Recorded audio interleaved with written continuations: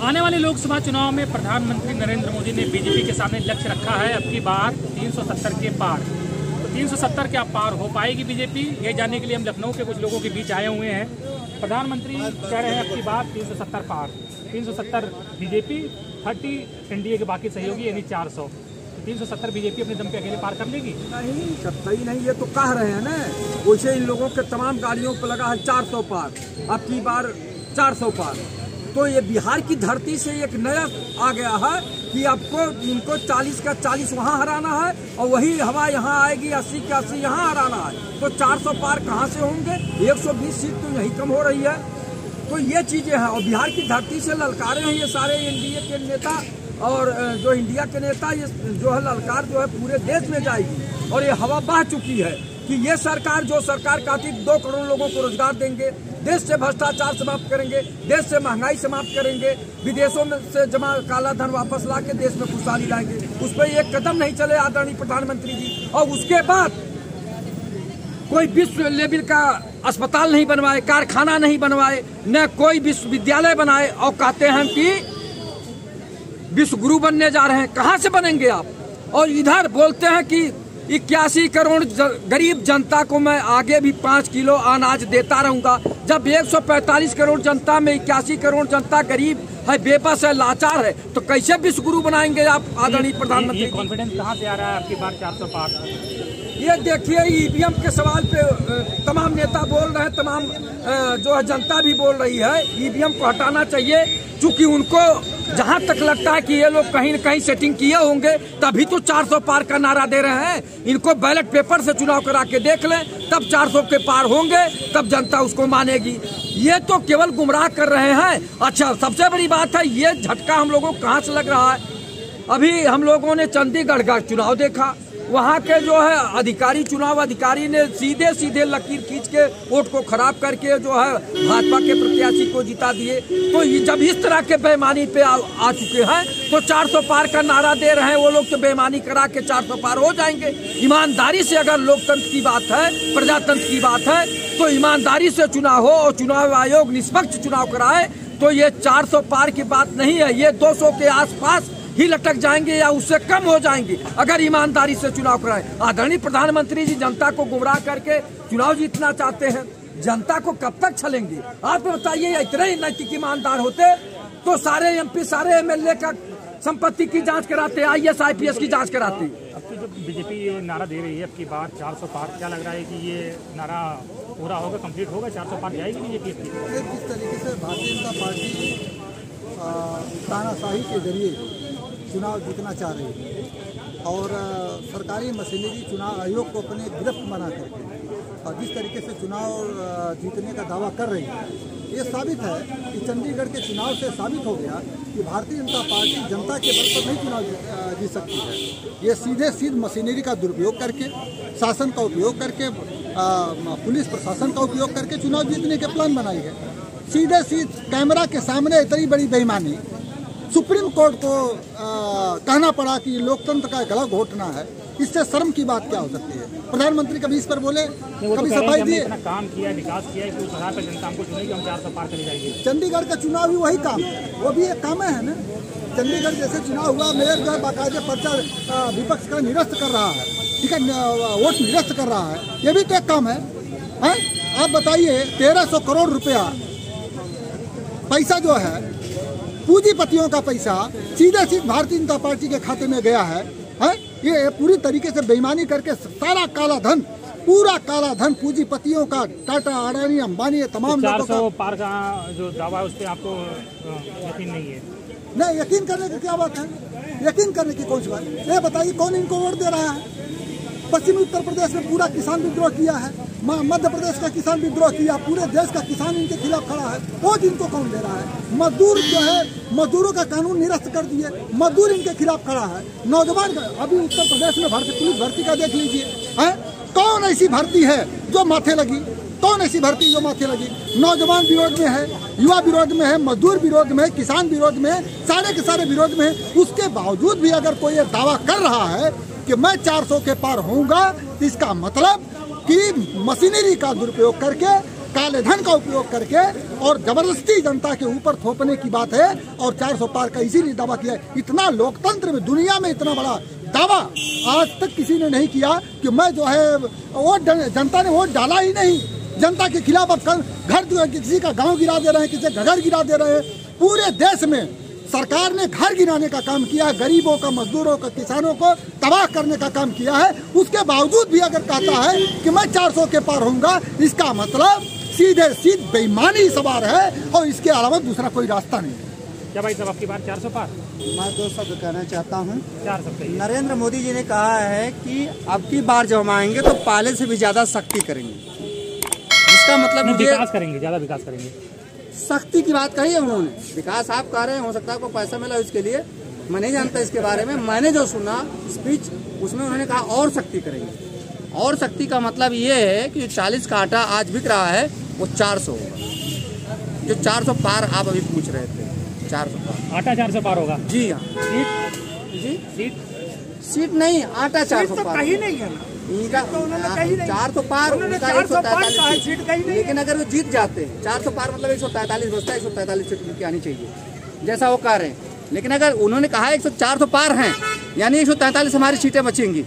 लेकिन अगर हम जीतते हैं तो और ज़्यादा सख्ती करेंगे, यानी 40 रुपये का आटा 400 में बेचेंगे, 91 रुपये का पेट्रोल 400 में बेचेंगे, पेट्रोल 80 रुपये का 400 में बेचेंगे। विश्वगुरु बनाने में जो कमी लगी वो पूरा कर देंगे। हाँ वही तो विश्वगुरु, इतना महंगा कहीं नहीं है। विश्वगुरु वो होता है जो सर्वश्रेष्ठ होता है। तो महंगाई में सर्वश्रेष्ठ करना है तभी तो विश्वगुरु बनेंगे ना। सर्वश्रेष्ठ नेता है मोदी जी, पता है जी। मोदी जी दुनिया के सर्वश्रेष्ठ नेता, सबसे ताकतवर, सबसे पॉपुलर, सबसे प्रसिद्ध नेता है। अरे वो तो भगवान राम और कृष्ण से भी बड़े श्रेष्ठ हैं। वो भगवान राम कृष्ण से भी बड़े श्रेष्ठ है भाई साहब। तभी तो राम जी को पकड़ के हाथ ले गए उनको, नहीं तो राम जी उनका हाथ पकड़ के, पहले वो राम जी का हाथ पकड़ के आए थे, आज राम जी का हाथ पकड़ के वो ले जा रहे हैं। आपको डाउट है 400 पार में? नहीं, हमें बिल्कुल डाउट नहीं है। आटा 400 पार, पेट्रोल 400 पार, गैस 4000 पार। उन्होंने 4 की संख्या कही है, ये बात ध्यान रखिएगा। 4 गुना विदेशों में काला धन होगा।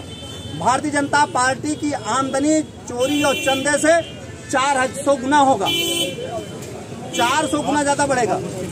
मैं क्यों गुस्से में हूँ? मैं भारत का नागरिक हूँ, हमने जो देखा है उसका अनुभव बता रहा हूँ। साहब आपको कोई डाउट है 400 पार में? प्रधानमंत्री कह रहे हैं कि बिल्कुल हमने इतना काम किया, उधर पे 400 सीट हमारी आएगी। मैं बता देता हूँ, मोदी तो हर स्टेज पे यही कह रहा है अब की बार 400 पार, अब की बार 400 पार। मगर उसने अपने अन्य भक्तों को और गोदी मीडिया को ये नहीं बताया क्या 400 पार। मैंने कहा ना, जैसे पंडित जी ने कहा 100 का पेट्रोल 400 पार, 100 का डीजल 400 पार, 100 का रिफाइंड 400 पार, 100 का कड़वा तेल 400 पार। अभी कुछ दिन बाद नरेंद्र मोदी आएगा, कहेगा 1000 का सिलेंडर 4000 का, यानी कि 4 गुना हर चीज में रेट बढ़ाएगा वो। ये है मोदी की गारंटी। और पहले इसे जुमला कहा जाता था। नाम बदलते हैं, चेहरे बदलते हैं, ये प्रदेशों के नाम बदलते हैं, मगर इनकी नियत और नीति दोनों वही है। झूठ परोसना, झूठ परोसना, देश को सिर्फ झूठ और झूठ परोसना।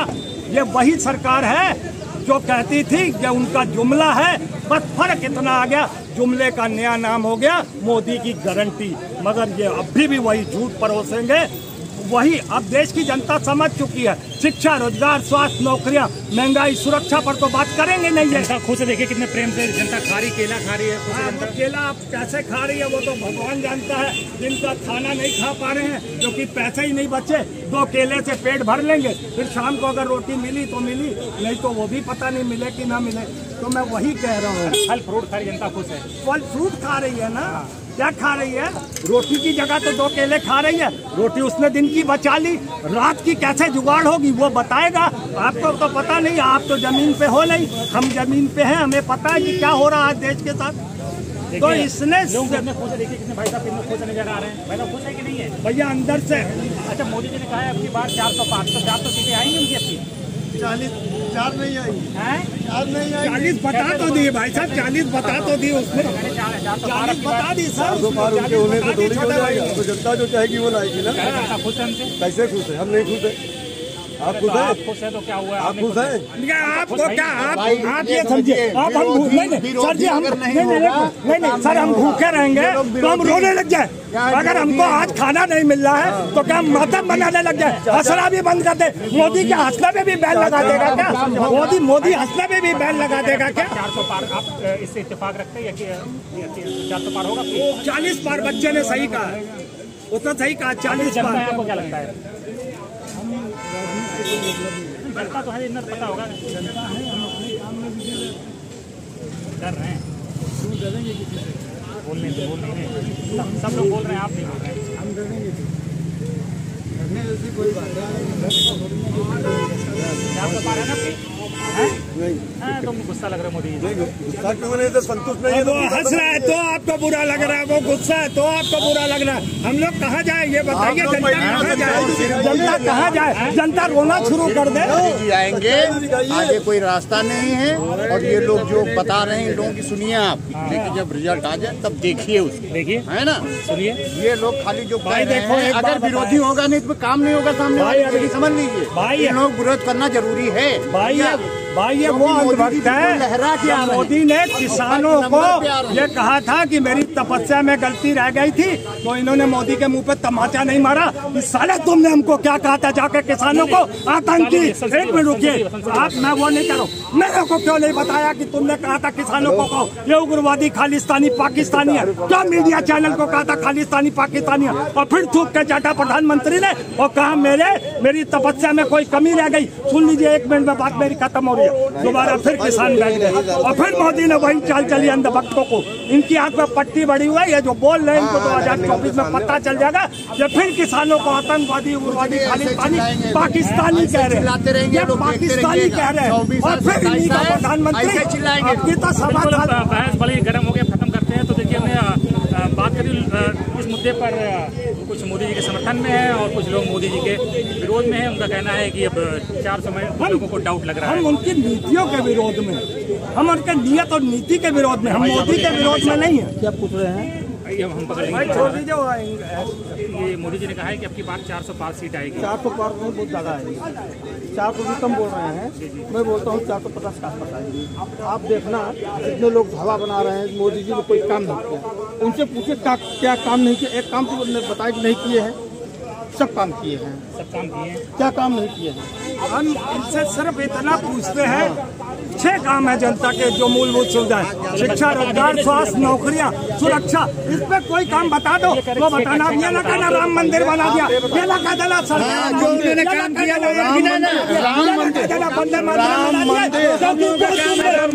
मोदी नहीं होता, राम मंदिर सपना था, नहीं बन पाता। नरेंद्र मोदी प्रधानमंत्री नहीं, एक देश के ऊपर बिल्डर इस डिबेट को यहीं पर खत्म कर रहे हैं। धन्यवाद।